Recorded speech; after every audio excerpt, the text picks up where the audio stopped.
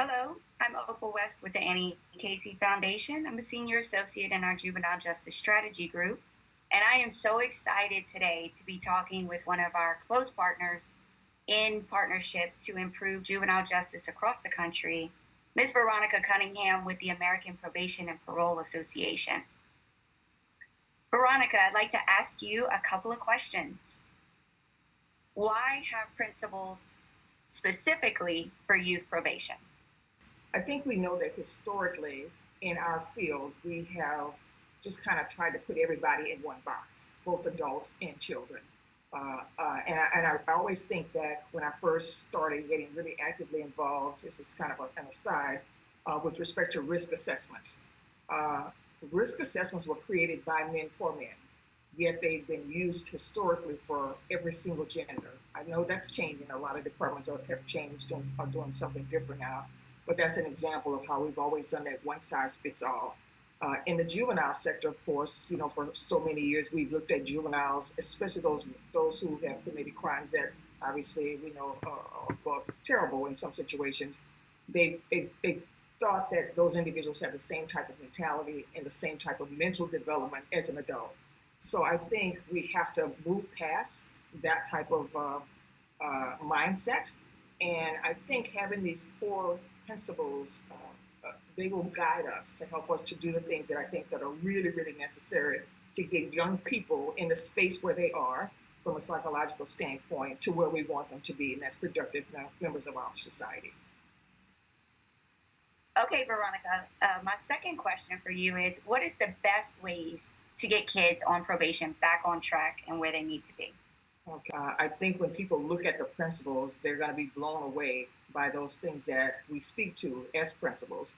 One perfect example for me is to kids need to be, they need to see the people they're working with or that are working with them as mentors, not people who are there to kind of like find out what they're doing wrong and add some additional conditions or sanctions for them. But I think showing them that we have compassion and care.